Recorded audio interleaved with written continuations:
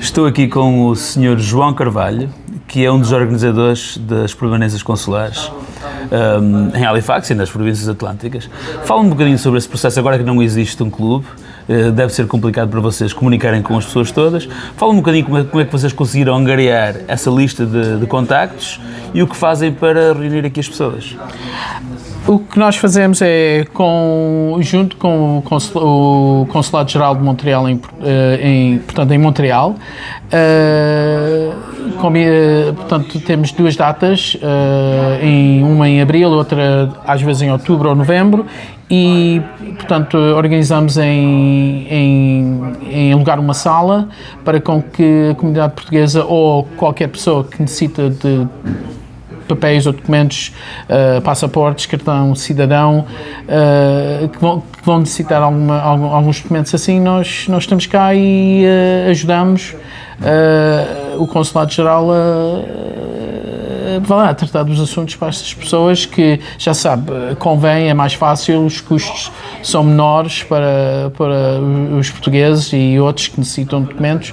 Aqui na Nova Escócia, em vez de irem para Montreal, vêm aqui e sim, já sabe, não é? Poupam algum e, ao mesmo tempo, o sistema agora está, já fazemos isso há coisa talvez de 12 ou 13 anos e tem estado a funcionar bem. Sim, vocês têm boa adesão, pelo aquilo que eu vi, têm cerca de 70 agendamentos hoje? Hoje cerca de 70 talvez, temos dias que às vezes estão quase a 100. Muito bom. E depois já sabe, há outros dias o tempo às vezes também não ajuda, outras pessoas que vêm de longe.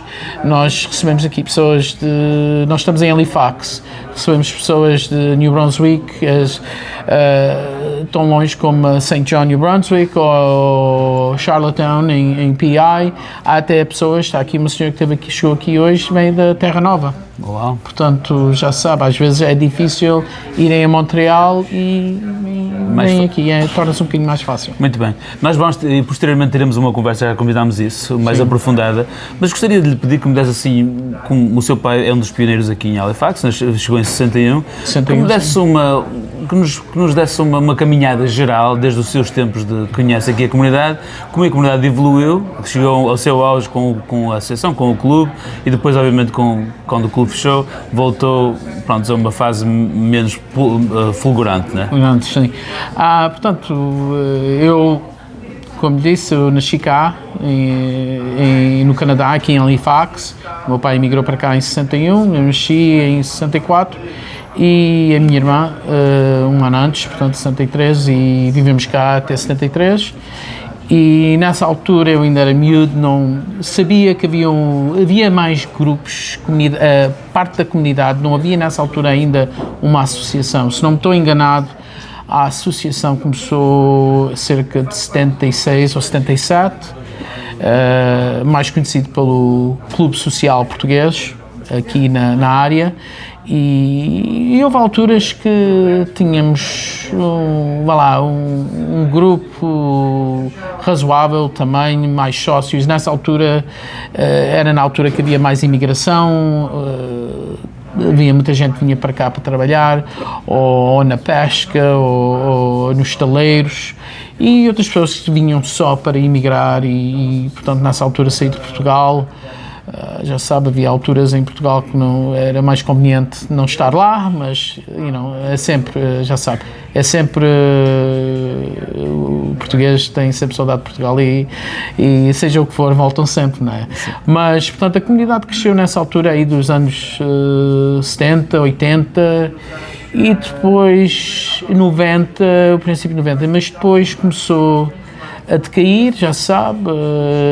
Houve uma altura que se foi construído um local, portanto, tínhamos uma associação, tínhamos um prédio, portanto, tínhamos paredes e tetos e uma sede geral aqui para os portugueses, que não só usávamos para o nosso uso da comunidade portuguesa, mas também quando fosse possível alugávamos, que havia sempre necessidade de gerar mais fundos para manter, já sabe, quando tem uma sede os custos sobem, não é? Claro.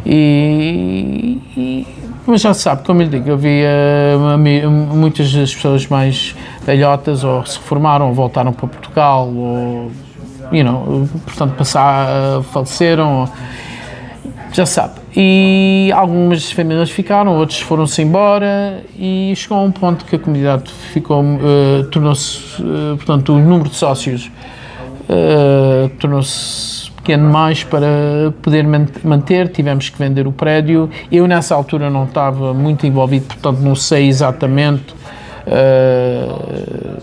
como as coisas se passaram, mas sei que chegou àquele ponto de termos de vender, alugámos um local que pensávamos que iria manter aquela ligação da comunidade, que continuou e durante muito tempo manteve aquela comunidade, mas chegou a um ponto já não havia, mesmo assim não estávamos a gerar fundos suficientes para o manter e chegou àquele ponto que tivemos que fechar as portas. Agora a nossa comunidade aqui são grupos, as pessoas juntam-se, às vezes chegamos a ver essas pessoas, já não vemos há muito tempo, aqui nestas visitas consulares, ou se por exemplo vem cá o embaixador português aqui a Halifax, que não é uma coisa que acontece muita vez, mas ou que venha cá um navio português visitar Halifax, muita gente junta-se, porque está sempre aberto ao público, mas ao mesmo tempo as portas estão sempre abertas para portugueses a bordo de qualquer navio português que venha cá.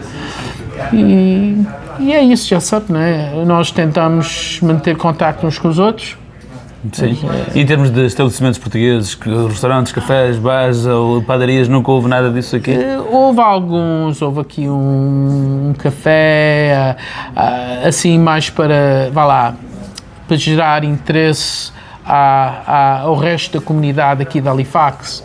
Houve aqui um café, teve cá talvez 3 ou 4 anos, mas depois, já sabe, deixou de existir e sinceramente não me lembro de mais nada, mas há muita gente, há aqui muitos portugueses, não muitos, mas há alguns portugueses aqui que têm os seus negócios, que são proprietários dos negócios e que só fazem grande parte, tanto aqueles que têm negócios como aquelas pessoas que trabalham cá, fazem grande parte da nossa comunidade aqui de Halifax, na Nova Escócia. O próprio João foi dono de um restaurante, servia comida portuguesa também?